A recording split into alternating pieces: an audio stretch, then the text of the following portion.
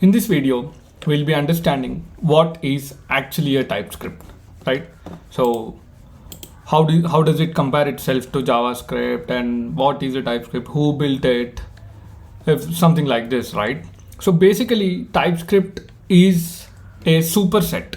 So if you see, JavaScript is over here and ES6, the ECMAScript standard, is over here. We'll understand what is ES6 and what are the different features of it in a separate video.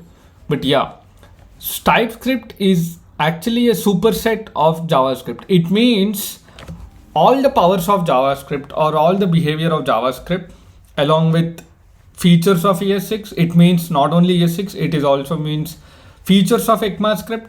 So ECMAScript is the one who is adding new features to the JavaScript, right? So maybe your browser is running some version of JavaScript and ECMAScript is keep on adding new features, like it is developing new features, right? In that scenarios, TypeScript contains both the new features of JavaScript, new features of ECMAScript, and also the existing features of supported by JavaScript in different browsers.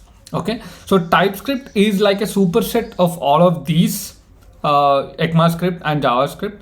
And what exactly is it, right? So it is built by Microsoft.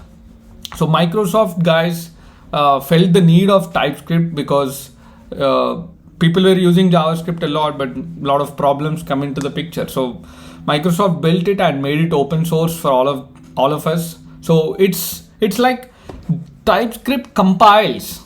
So TypeScript, whatever you write the code into, it compiles into JavaScript only, because browsers cannot understand TypeScript. Again, remember the point that browsers only understand HTML, CSS and JavaScript. No other language is understood by them. So whatever code you write, you finally convert them into JavaScript itself, right? But why exactly do we need? So what exactly is TypeScript? When you're converting behind the scenes again into JavaScript only, why the heck do I need to use a language like TypeScript, right? Because TypeScript gives JavaScript the static types. It means it defines the type of different data, like is it a string, is it a number, is it a array, is it an object, and if it is an object, what are the different properties present in it. Why is it? Because when you're writing the code, when you're writing a JavaScript code, you never know what the object, what data you're going to access in an object, what type of data you're going to access in an array. Because in JavaScript, arrays can store any kind of data, number, string, it can store another data, another array as well. If in such cases, if you're writing the code now, okay, you remember it, but after 2 days you come back and see, hey, why am I accessing the third element as an array again? Because nobody has any restrictions, nobody has put any kind of restrictions on JavaScript. It is a very, very flexible language.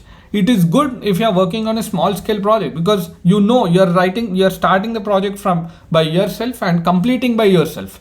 But when somebody else comes in, hey, what type of data is it? How do I deal with it? Like if I am trying to convert, if I am trying to uppercase a string, but actually it is not a string, right? So static types gives the developer, it adds linting to the JavaScript. So it says, okay, if you're trying to use a string function on a number, somebody should throw you an error. Otherwise, when you push your code into the production and suddenly number comes into picture, it shouldn't break, right? So it adds the static types, which is very, very important. We need to understand what are the different types of it.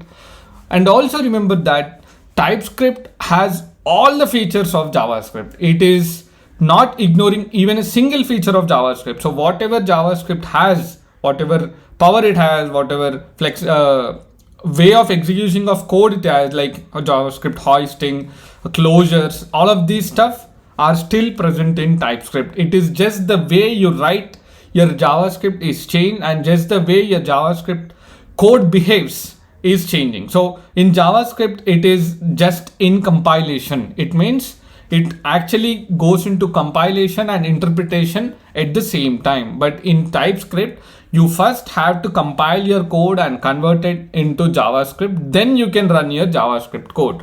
Now it is like TypeScript to JavaScript. JavaScript again compiles and interprets to run onto the browser or any Node.js applications. So TypeScript did not ignore even a single feature.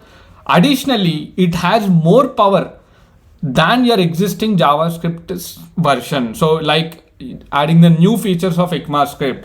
So TypeScript contains all the features of JavaScript, also the power of ECMAScript, and also few powers of its own.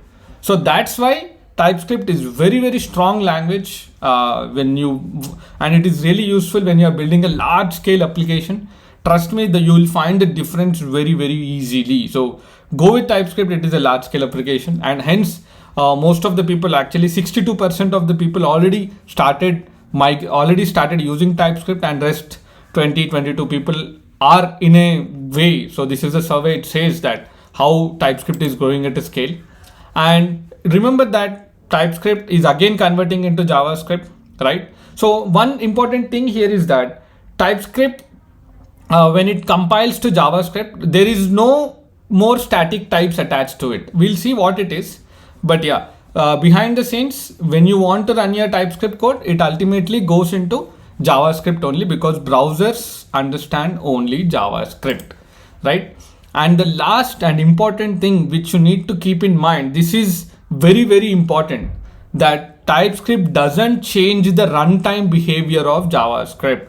So see, where JavaScript code is being executed, that runtime behavior has not been touched by the TypeScript. TypeScript is just an additional layer on the JavaScript where it adds some functionality of static types, writing classes in a neat way. I mean, allowing you to write an object-oriented program very easily with all of its syntax, which it brings us to the JavaScript, because JavaScript doesn't have any restrictions while you're writing the code. If somebody says this is wrong, how good it is. Similarly, TypeScript brings all of these kinds of behavior to the JavaScript, and it doesn't touch how the runtime behavior of JavaScript is there. So it doesn't change the runtime behavior of JavaScript. However, it used to execute the closure, the JavaScript hoisting, the all the stuff like JavaScript being